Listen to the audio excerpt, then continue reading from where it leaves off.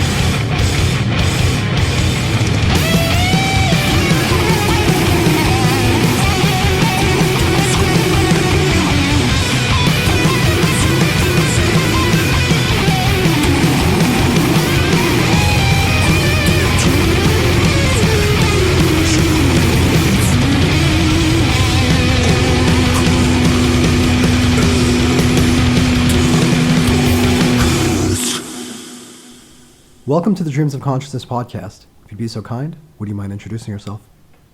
My name's Derrick Vella, and I am one of the guitar players slash songsters for the band Tomb Mold. And Derrick, how would you describe the music of Tomb Mold? We're a death metal band. I think that works. Straight up death metal? No, Well, modifiers? I mean, it depends on what era of the band, I guess. I feel like we have different eras now, especially with this fourth record that just came out. So anywhere from kind of, no, I don't know, just death metal with progressive leanings. Okay. But I think people who hear your music will immediately hear the progressive side. But you're happy just being called a death metal band? Well, I don't know. I mean, it gets so specific sometimes. And look, I don't mind those detractors because I love progressive death metal or like technical death metal. I think I'm just apprehensive to label my own music of that, because when I think of progressive music and whatnot, I tend to think of it as being written by smart people, and I guess I just don't consider myself that smart. But I mean, yeah, I definitely there is like, even in some of the other records previous to this one, maybe they weren't progressive in traditional sense, but they were these kind of long winding labyrinthy songs that, took you places, not a lot of repeating parts, and sometimes when it did, it worked really well. But I feel like the new record, it fits the box more of what people expect from progressive metal or progressive death metal, I guess. Yeah. And we can talk about the evolution of your sound when we speak more about the songwriting of this latest album. Yeah, sure. Would you mind just telling me a little bit about the history of Tomb Mold and what your guys' intentions were when you first started the band? Sure. So me and Max started Tomb Mold, I guess, in 2016. We had played in bands before. Actually, the three members of Tomb Mold, myself, Max, who plays drums and does vocals, and then Payson, the other guitar player, we all used to be in a band together around 2011. Yeah, that sounds about right. 2011, 2012, we were in a band, Payson's band, called Purity Control, which was sort of like a power violence-y hardcore band, a little bit more on the metallic side. And that's how I met Max. Payson and I have known each other just from going to shows and whatnot since the mid-2000s.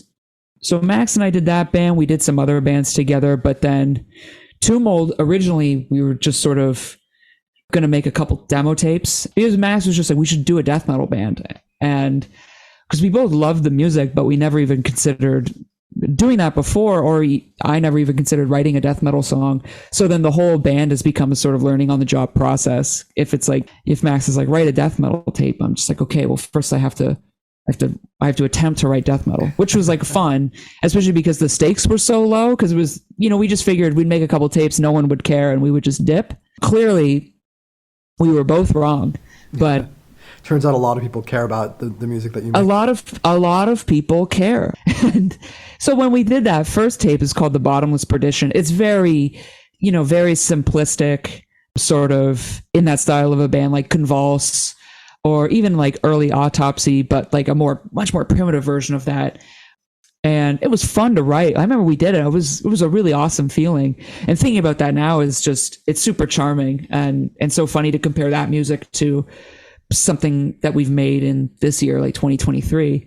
But this label called Blood Harvest from Sweden kind of came and knocking, being like, would you be interested in doing a full length? And we were sort of like, we said, yeah. And then it became we have to write 8 songs or something like that. And, we sort of went into it just blind and not really sure how it was going to turn out, but maybe just like a belief that we could string together enough good things. We already had a few songs written for another tape. We put that on the side and we just sort of recorded a record, half DIY, half in a studio. And then the band just sort of evolves from there. We bring in other members, we make more tapes and LPs. But originally the intention was just, write a few songs and then call it a day. I don't think we ever even talked about playing a show until we realized we had to. You know what I mean? Yeah. Well, out of curiosity, why did you feel you had to? Well, if we were going to make an LP and whatnot, and we were having so much fun playing it, and there was enough people around us that were like, you should play live, that we figured it would be fun. And it was a fun challenge to get, Max to do drums and vocals at the same time. Like, that's always been, it's such a sight to see. And even just like the initial stages, because originally I think he thought, oh man, there's no way I could do it. So I'll have to find a drummer. We actually did have one practice with a different drummer. And it was cool, but then we had another practice with just me and Max after, and Max was sort of like, I can do this. And then we never looked back. And then I think maybe even just knowing that alone, that he could do it live, kind of opened the doors to the possibility of playing shows. Gotcha. You mentioned that you guys formed just to write some death metal songs, coming from your previous power violence band. Yeah. But why death metal? What is it about the style that appealed to you? Well, I guess I got into death metal in my late teens through, I was into punk first, punk and hardcore and power violence. Power violence probably like the most like extreme form of that. And I found that stuff really appealing. I loved like the intensity of it. And initially what turned me off to death metal was the vocals. I just couldn't get into the guttural stuff. I liked some thrash, but that felt, a lot cleaner, a lot more like boxed in, and death metal felt very unwieldy, which is funny because it's like I loved unwieldy power violence records, but it just had this barrier with death metal. But the record that kind of flipped me was World Downfall by Terrorizer. Yeah. Which was just like, and one of the best like grind records or death metal records, however you want to call it, and had like so many like just awesome hooks and riffs, like super catchy. And then kind of realizing that, well, if you like the drums in that band, like there's this other band called Morbid Angel you should check out. And even just the early death records being a little bit kind of easier to get into, because even like on a record like Leprosy, the vocals, they were very punk, right? Like those early death records. Yeah, like they're, especially like Leprosy, some of it is so, it almost sounds like robotic at times, especially with those big stadium drums. Yeah. But the vocals were a lot more approachable, I found. Yeah. Than say trying to listen to a band like Demolich or something for the first time and just being completely like blindsided by that. But then you kind of like, you get bit by that bug, and then you just want to keep listening to more of it. And then it kind of just fell down the hole. And then Max and I both, loved it. And it kind of felt like, I think we were like maybe one of the only people we were friendly with or like close with that liked the music. So we kind of just bonded over it. And yeah, like it's such an imaginative genre. It's pretty wide open as far as what you can do with it. And I learned that with each record we make more and more, that like we have what feels like limitless range or something with what we can do. You almost like, it's like the more you make, I just stop thinking about what death metal is according to other people. And like, I just sort of follow my own, whatever interpretation of it is at that time is. Usually it's a reflection of what you're listening to maybe, or whatever, or your state of mind even. But yeah, I found it's like has the best merch, has some of the best lyrics, has like the best solos. Like it's got everything. Yeah.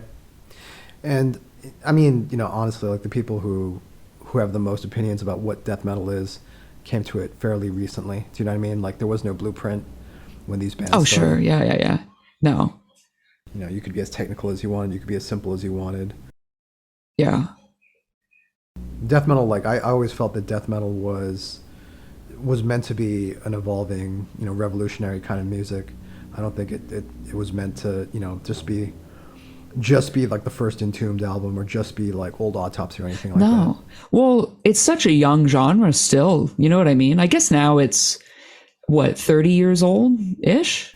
Yeah, just about, yeah. Maybe like 25 years. Like I guess whenever you consider like death metal being born, if it's like 88 or before that, I don't know, but like there's lots of room to evolve. You would hope it evolves. It's like any genre of music, right? Like every genre of music goes like, rock music in the 50s is not the same as rock music in the 70s, right? Yeah. But you don't have one without the other. And the 70s rock is like, I mean, I love like, 1950s rock and roll, but 70s rock compared to it is just like, it's another creature. You know what I mean? Yeah. So I would hope the same with death metal. I mean, it's a high bar. I mean, maybe we just see it as a high bar because we hold these older records in such like regard. But like, I wonder if someone coming to it new, a a teenager getting into death metal now, do they just gravitate towards like the modern records and sort of like that's the one they hang their hat on? I'd be curious. I never really get to talk to many like youth like that, but it's funny because I guess you don't really think about contemporary records as like, that legendary, right? Usually that comes with time. And also maybe if it's from an era that you weren't part of, you just kind of romanticize it too, for sure. But yeah, so I think there's lots of room for death metal to grow. That's a long-winded answer that I took you off course there. Sorry. No worries. But the bands that you mentioned are quite interesting, especially for guys who are coming to death metal fairly fresh.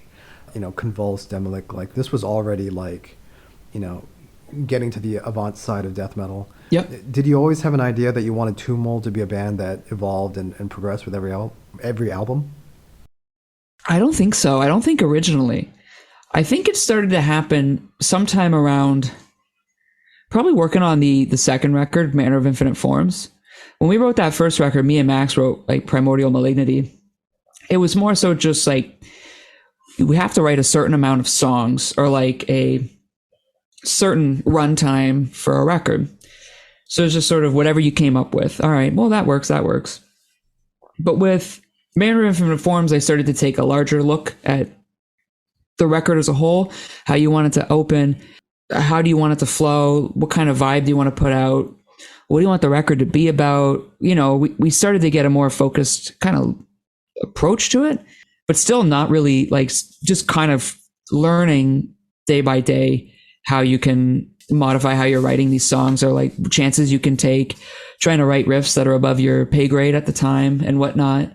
And yeah, and just trying to, I think like setting almost like personal songwriting goals really helped for me, at least, because like the way the band works is that I write the songs, I bring them to the band, and then we sort of workshop them.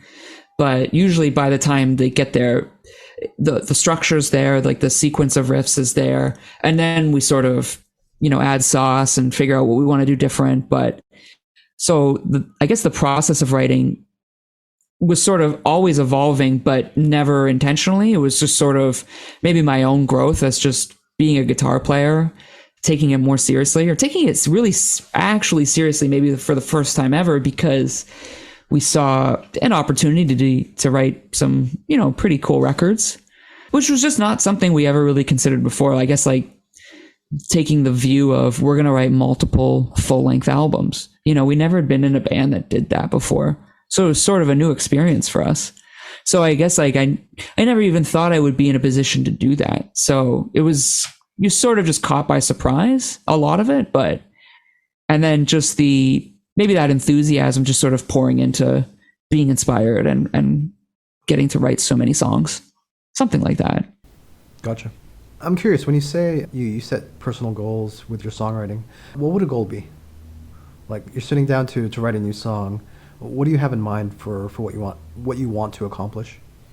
Usually I just want to be able to write something that is engaging and I'm not retreading old ideas, trying to write fresh riffs or fresh ideas, and usually trying to kind of almost maybe even, like let's look at a song like the song Blood Mirror off Manor of Infinite Forms. That's like a personal favorite of mine. I think that might have been the first song I wrote for that record, and to me it's still one of my favorite songs in our catalog. And even that, just kind of writing the opening riff and figuring out where am I going to take it from here without realizing it was going to be like the 6 or 7 minute song. But you start to think about, you've got a beginning.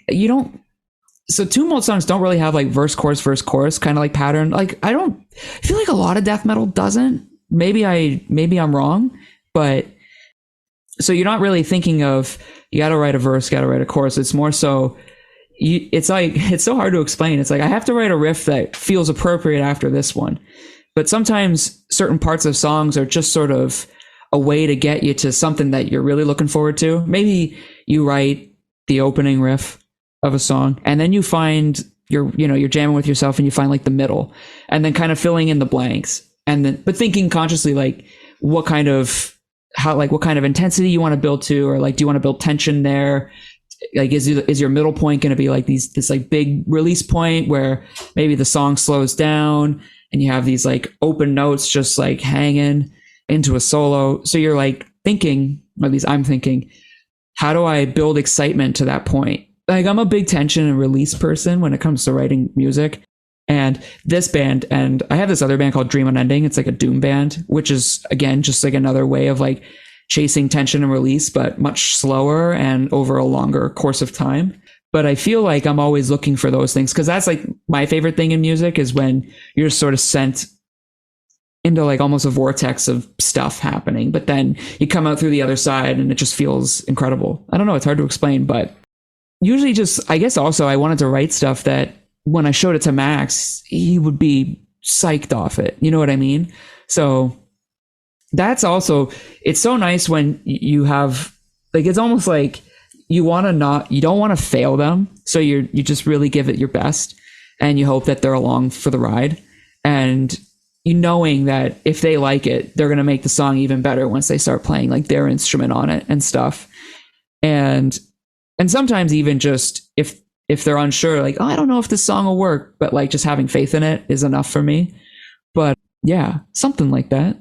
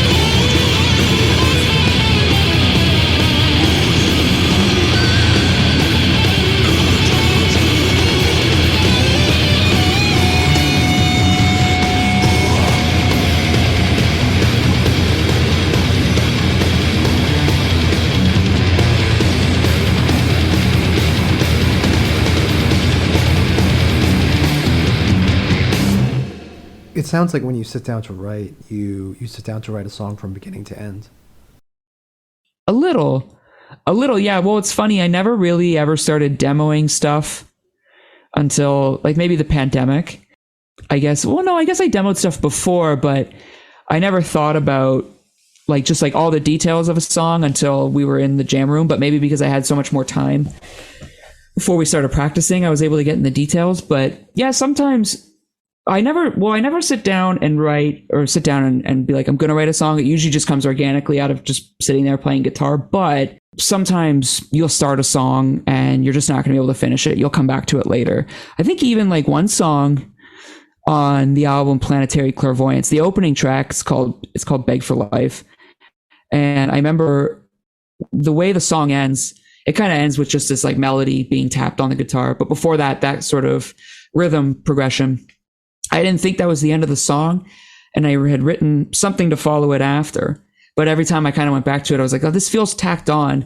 And this riff I'm tacking on, you know, that could be the beginning of another song. And it ended up being the beginning of this song on Planetary called Infinite Resurrection.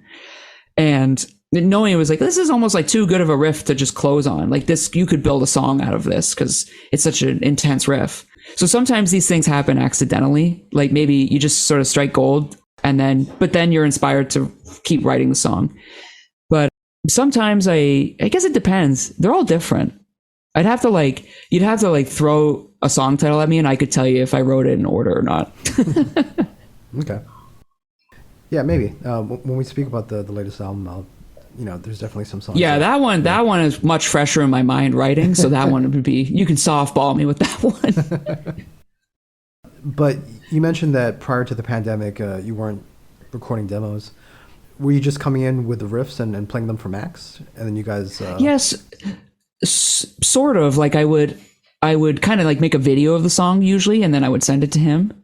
And that was as much as I did as far as demoing. And then we would get in the room, work out the song, record like a rehearsal recording, and then show the other guys. And then they just sort of go from there. I felt like we were working so fast, we just never stopped to be like, do we have to fix anything or change anything? It was just sort of, we were just kind of ripping through them. It was sort of wild. It was just like momentum on our side. I think we were just so jazzed and we weren't sure how long this was going to last, right? We kind of treated it like we're on borrowed time. And yeah, but well, you guys were working pretty fast from album to album on those first three. Yeah, tell me about it. It's like 3 in 3 years, right? Like it's crazy. And it's sort of like you finished an album, and while you're waiting for it to get mixed and like come out, you just started writing the next one. And it was so funny, like I still sort of have this problem with other stuff. Like, I mean, as an aside, my doom band Dream Unending, by the time the first record came out, I was 2 months away from recording the second one. So it's the same with Tumult, where it's like you're seeing people and they're like, oh, I love this thing you just put out. And you're like, yeah, but wait till you hear the next thing, because we're already like maybe like halfway deep into it. Because we had a really good run of being able to practice every week. We weren't doing a ton of shows and touring at that point. You know what I mean? It wasn't until Planetary came out where we were playing like a lot of shows and doing a lot of stuff. And then that's when like the writing just stopped. You know what I mean? So we didn't have time. It was sort of, band practice was just rehearsal. It was like different. It was a little different. Gotcha. Yeah. And as far as the demos that you're recording now, are you doing drum programming? Are you coming up with like the bass lines as well? No, I don't. Yeah, I don't do any drum programming. I actually did. I have this program called Easy Drummer, and I used it to demo all of the songs on the new LP, but I never showed Max. I only showed like my bandmate Payson. It was sort of like just so you can kind of hear them in context of something. Right. Not saying this is how the drum should sound. Though it is funny. I think I did go back and listen to one, and I compared it to like how Max ended up playing the drums, because Max, he kind of dictates the drums himself. We never really give him any pointers. Maybe he'll try some stuff out, and then we'll give him like a look if he's like really keyed in on something. But I think one of the songs, it was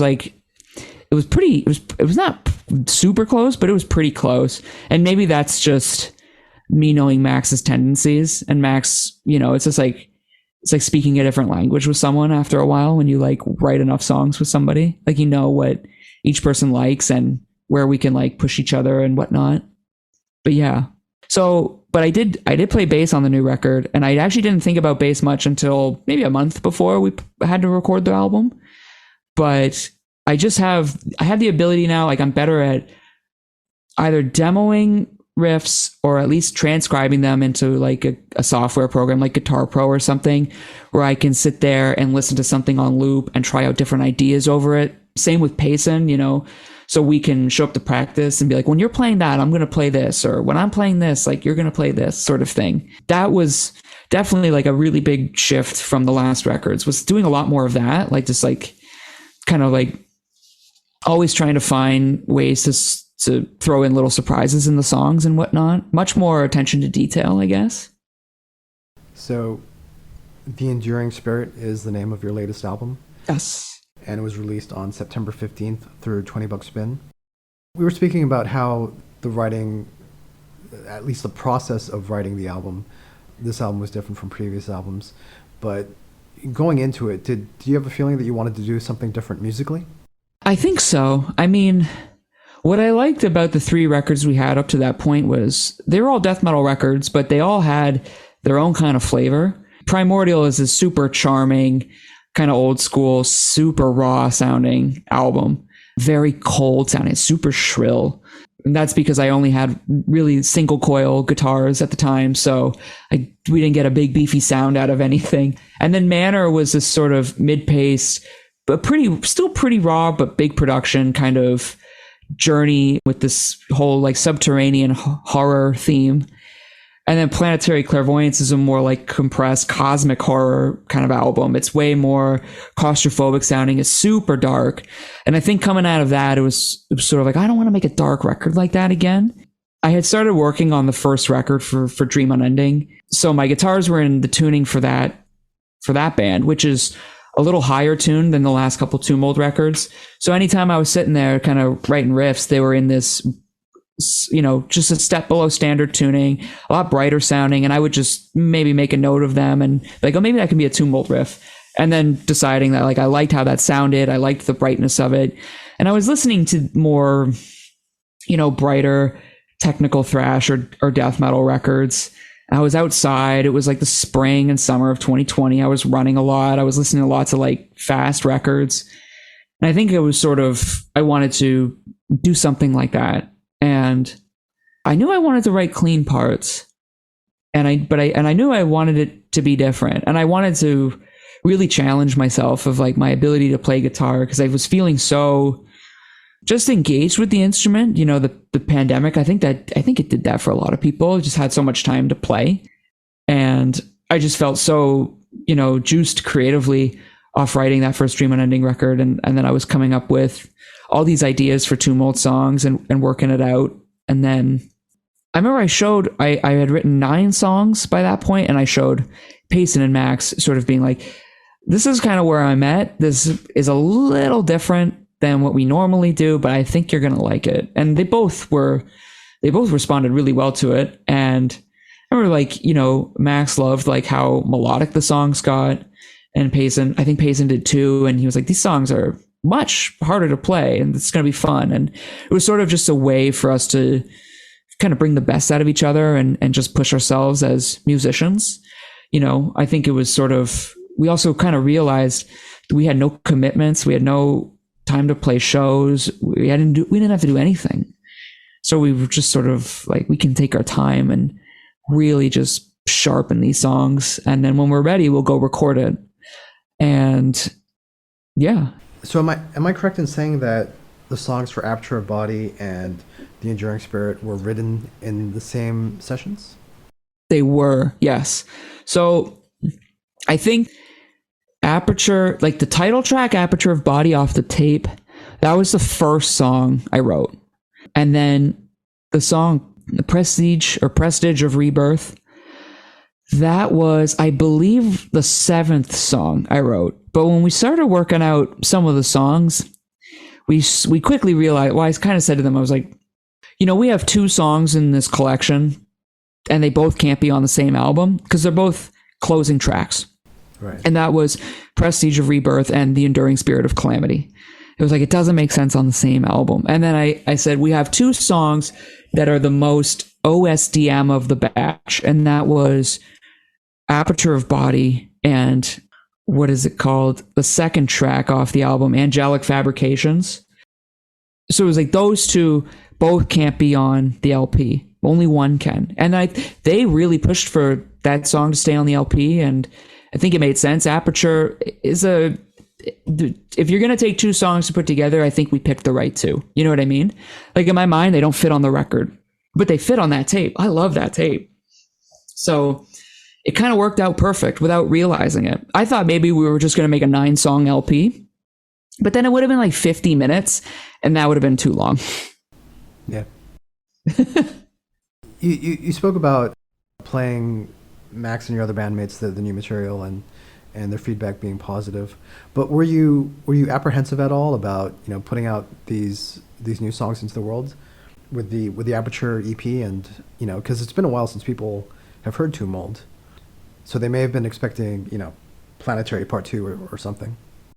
For sure. I mean, it's that funny thing where if a band changes their sound, you'll have like one camp being like, they changed their sound, right? And then if you don't change your sound, you have this one camp being like, it sounds exactly like the last one. They haven't changed. So I was like, well, I think I feel like the Aperture tape was a pretty good way of kind of being like, we're back, but it's a little different. The riffs are a little bit more involved. We have more solos. There's fretless bass.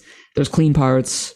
So we kind of laid out the blueprint of what was to come, but what we weren't showing was just how melodic the songs had gotten. And I think the songs on the LP sound much crazier than the songs on the tape, which have crazy moments, don't get me wrong, but the album has, at times, it's way more unhinged sounding. But no, I was more apprehensive of showing them. I think once they kind of gave it the seal of approval, I sort of knew, it was like, okay, like we're good. Like this is going to be great. And, a couple of the songs, they got reworked a bit during the writing process, or rather, maybe I kind of thought, this is a bad ending. I want to rewrite the ending. And then the ending you're rewriting is adding anywhere from 90 seconds to 3 minutes to a given song.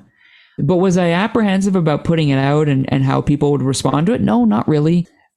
Because at the end of the day, like I write music for me and my bandmates, right? It's for us. It's, I think what we've realized at this point is just that making music together is great. And even if we had lost everybody with this one, I think we would have just kept making music, because I think the process of writing together is such a rewarding experience.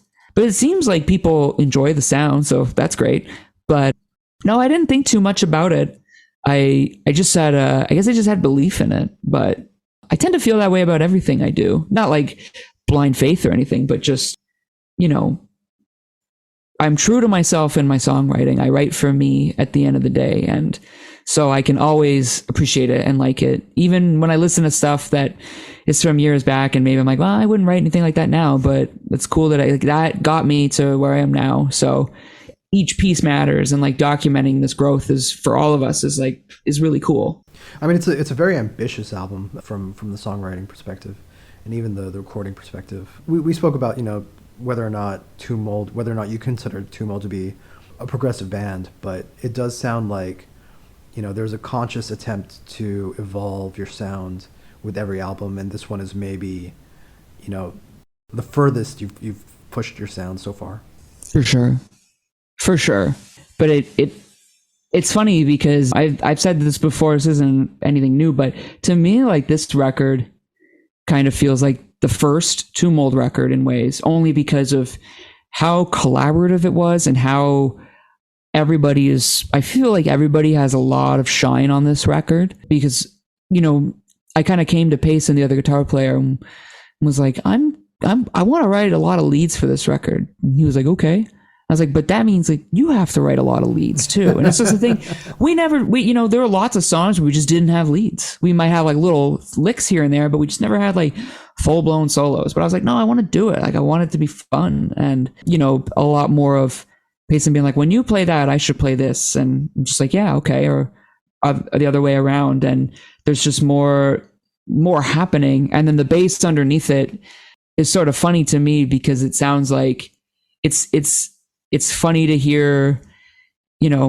my voice through the guitar, Payson's voice through his guitar, Max's voice through his drums and vocals, but then like there's just like me trying to talk over everybody with my bass playing. But luckily it sits well in the mix, so that's good. But it was it was a lot of different aspects compared to the other ones. Payson will say the old records almost sound like a 16 string guitar, because it's just these kind of three things being played in unison. Mm-hmm. Yeah. But now it's much more like textural and like much more layered, I guess, with that stuff. But I think also we just all saw so much growth in each other as musicians that it was like, this was the only way we could do it.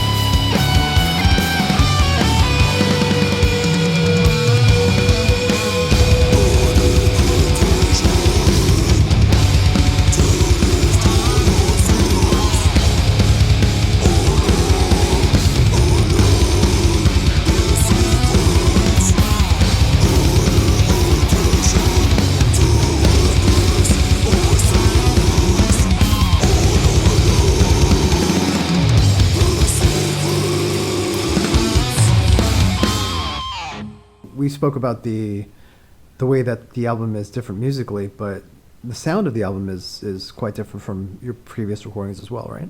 Definitely. Well, what's nice is like when you have a few years to until you record, you can buy more gear and new gear. So even just the sound of the guitars is different. Obviously, like the pitch of the guitars is different. We always record at the same place, which is Boxcar Sound in Hamilton, Ontario. And the engineer Sean there, he's the best, man. He's got a great ear. He's great at just running the show. He's super patient. He's got a great temper. He's super chill, and it's very comfortable to work there. Another different thing is, usually me and Max record off the floor together, but this time we had Payson record with us, and that was a lot of fun. And then a lot of the like modulation or effects you hear on the record, we actually had pretty dialed in at the studio already. So we tracked all that stuff, sort of just mostly how it sounds. Arthur Rizek, who mixed it, he obviously added some stuff. But when he mixed it, we sort of told him we wanted to sit somewhere between the two records you mixed for us before, which is Manor and Planetary. But we knew we wanted it to sound bright. We wanted to try to keep some of the intensity and the room sound of the drums, and it came out great. The clean tones sound super nice. And a lot of that stuff, like I remember Arthur telling me that we made his job easy. He said this was like an easy record for him to mix, which is great. It's sort of a testament to, I guess, us doing a good job playing and Sean doing a good job capturing everything. But yeah, definitely, it was hard to imagine what the record was going to sound like until we made it. Even just like in the stages of practicing it, I couldn't picture how it would sound in my head. But the way it came out, like I can't hear it any other way. You know what I mean? I mean, the level of clarity on this album is I think quite stark compared to your previous albums. Totally. I mean, we talked about not really caring or writing music for yourself, but were you concerned at all that maybe this was a step too far in terms of what people were expecting from you? No, it's so funny. I really wasn't. I kind of figured, when we put out the Aperture tape, definitely like a couple people were like, you can hear how the Dream Unending influence is sort of seeped into this band. I mean, would you? Okay, which was kind of true. So would you agree that? Yeah. Oh yeah, for sure. Totally. It's one of those things where I don't want to acknowledge it, but it is there for sure. It is. But so I think anybody who heard the tape kind of could not see it coming, but I guess I just had belief that, it's like, even when it goes soft and whatnot, when it's heavy, it's intense as hell. Like there's so many pulverizing riffs in between these, sort of gorgeous parts, whether it's heavy parts with these like nice extended chords or the clean sections. Like there's a lot of sick riffage on the record still. And to me, if anything, like I think it's the prettiest record. I think it's our most brutal sounding record at times. Like some of the parts, like it's just like, a band I didn't touch on. It's funny. I was talking earlier about liking all these like bright, technical death metal or thrash records, like stuff like From This Day Forward by Oblivion, or Focus by Cynic, which is the greatest record ever, or Traced in Air, which is like the second greatest record ever. I also was like, I'll always be obsessed with, the first couple Suffocation records, because like it just goes harder than anything else. So there's moments where like we have like, we'll call it like the Suffo riff or something, like the second track on the record. Like that's, if you're looking for like brutal tomb mold, like look no further, it's there. And even like the end of the closing track, The Enduring Spirit of Calamity, we have this long, wonderful, clean section where, it comes out of this chaos. And then there's this solo by me, and then there's this long meditative solo by Payson, and it's super lovely. But then we just kind of kick right back into it. And then the ending is absolutely crushing. So it felt like we just had more extreme ends on this record. We have these blissful moments, and then we have these, just punishing moments. So to me, it was sort of, I just always thought, if you just key in on that stuff, like, you're going to love it. Maybe I think I just had faith in the songs. And look, I'm not saying that to like I don't have an axe to grind one way or another as far as production goes. Oh, sure. Like I just spoke to Ruin Lust, and Ruin Lust have a very raw sound, but they're almost like Totally. they're almost like an impressionistic, death black kind of band. You know what I mean? Yeah. It's very much about the feeling of the music. Something I really appreciate about the clarity of this album is hearing Max's performance. I think he turns in a hell of a performance on this album. Oh my God, he did so good. It definitely like he was pushing himself so hard. It definitely broke him at times. I think everybody, it was fun because I feel like everybody kind of suffered to get through the record. I suffered writing it, trying to like come up with these riffs that I can't play. And watching Max just like beat his head against the wall at times about his drumming, and Payson doing the same, like just getting hard on himself for his playing. Like we really put a lot into it. Like there's a piece of us on that record. You know what I mean? It's like it required like a pound of flesh, and we all had to throw it in the bucket. And the way his drums are mixed, it's so clear and crisp, but there's so much power to it. It's great. You mentioned this material being challenging to play. Are you concerned about playing some of this stuff live? Well, luckily, we actually played a couple shows when the record dropped. We played Toronto and Montreal, and we played 3 of the songs off the record live. We played, and probably the hardest ones, if I had to guess, we played Will of Whispers, Fate's Tangled Thread, and Flesh's Armor, which is the 3rd, 4th, and 5th track. Probably Flesh's Armor is the hardest song to play on the album. And that one it's also the most fun song to play. Probably that one or Fate's Tangled Thread, but they went off live without a hitch. Like it was super, super tight. So, and I think Max at first was sort of like, how am I gonna sing these songs and play the drums? And then we had one practice and he nailed it. And we're like, oh fuck, you're fine, man. Like we're good. Like we got this. You mentioned that you recorded this with Sean Pearson. I believe Sean Pearson's done all of your albums at this point, right? He's done all the Tomb Mold records. Well, Primordial Malignity, he did sort of half of. He did the drums and one guitar. He sort of was like, you can come in at night and I'll give you like a bit of a price break. And we were like, oh, hell yeah, because we were just paying for it ourselves. And then it was sort of like Max was like, okay, we'll get the drums and one guitar done there. And then we'll do guitar, bass, and vocals in my parents' basement. I was like, all right, great. And that's how we did it. And then every other record we did there. The Dream Unending stuff that I've done, I did there. Basically, at this point, anything I record for any project, I just do it there. Like, I feel like in the last 3 years, I've been there maybe 5 or 6 times.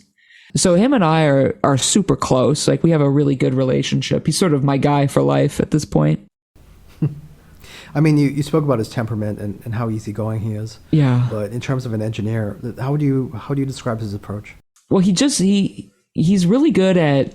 He's the sort of guy who he never tries to take over a session, So we'll dial in a guitar sound and we'll listen to it and we'll ask him, what do you think? And he's like, I'm happy with it if you are. Or if he's like, I think you need more of this, let's try this. And he might try something on his own end and kind of show us. And so he's really good at like, we just sort of like we always just sort of see eye to eye on everything. I don't know how other engineers are. Like, I don't know if any other engineers also like see themselves as a producer where they're coming in and sort of like telling you like how to play your songs or telling you what to do. He's way more, I'm good if you are, but if he thinks you have something better in you, he might be like, you might try that part again. And then you're like, okay, I will. But never in any like sort of trying to torture you kind of way. Yeah. I mean, it's a tricky thing for engineers because sometimes people go to engineers for a specific sound, right? Like, totally. Yeah. And then, so engineers can get, or, recording studios can get pigeonholed in the same way that bands do. Mm-hmm. But I think from a technical sense, I mean, you described the previous albums as almost sounding like they were played with 16-string guitars. Yeah. Like say monolithic. That 5 times fast. Yeah, that's almost a Demolic song title, right? Yeah. Songs with 16-string guitars.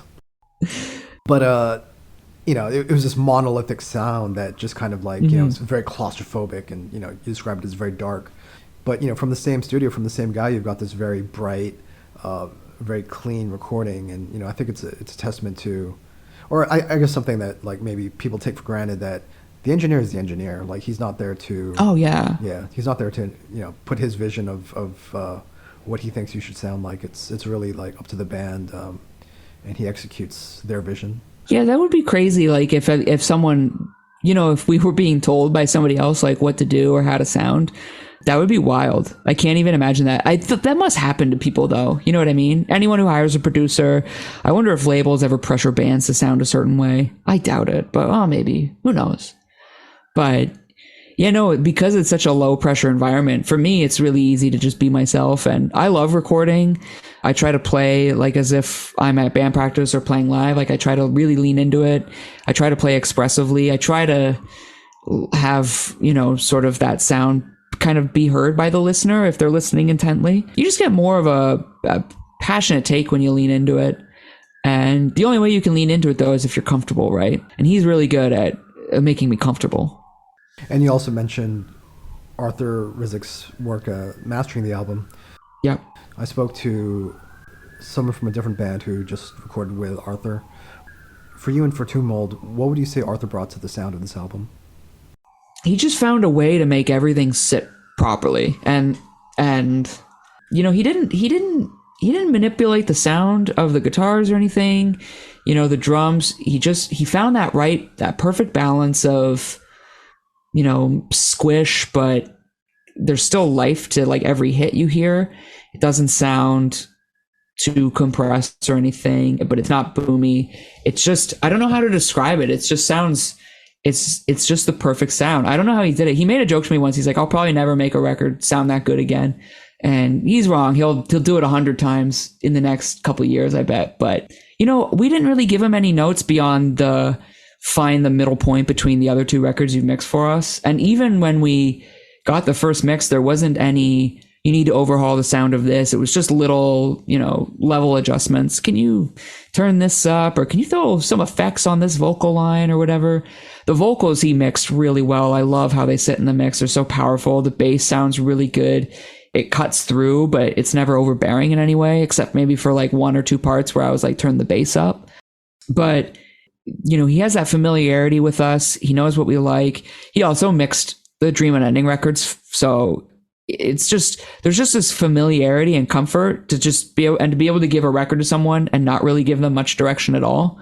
And just know that what they come up with is going to be good. It's a relief, really. Yeah, we're not picky customers. We're usually pretty happy with what we get.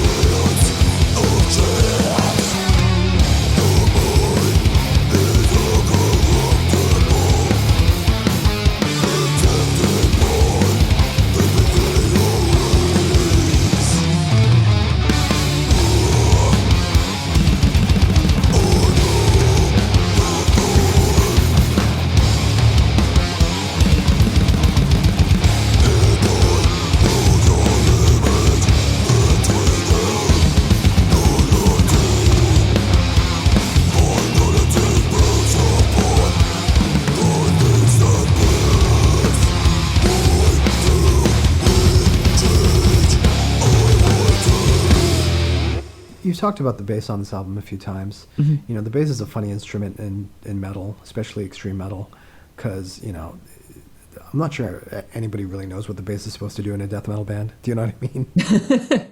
Well, yeah, it's like it's up to the player, right? Yeah. Yeah. I mean, you've got guys who just double up the guitar, and you've also got guys like, you know, Alex Webster is maybe a good example, who, you know, their bass playing has an identity. Yeah, him, Steve DiGiorgio, Yeah. Colin Marston, even like listening to him on those Gorguts records is just, I don't know, it hurts my brain. It's so crazy. It's so, and I love that he has videos of like him playing through all the songs on YouTube, because it's such a sight. But anyways, as you were saying. Well, I'm just curious what your approach is to the bass, like what the purpose of the bass is in Tomb Mold. Well, I guess I never really thought about it much until I started playing bass again. I played on the first record, and then I played on the Aperture tape and this LP, and it was sort of a mix of following the guitars, but knowing where to just kind of color in a few notes here and there, or to go off script a little bit. The clean parts is where you really get to shine for the most part, because if the guitars are just doing something repetitive, you have all this space to fill in, especially because there's none of that distortion happening. So you got all this headroom and all this space to fill. And that's where you really get to shine playing bass. I think the bass really cuts through, especially in Will of Whispers. In during Spirit of Calamity, I definitely dial back during the clean part, because during my solo and the preamble to the solo, there's a little bit more involvement, but during Payson solo, I really wanted to just lean back and let him cook, you know?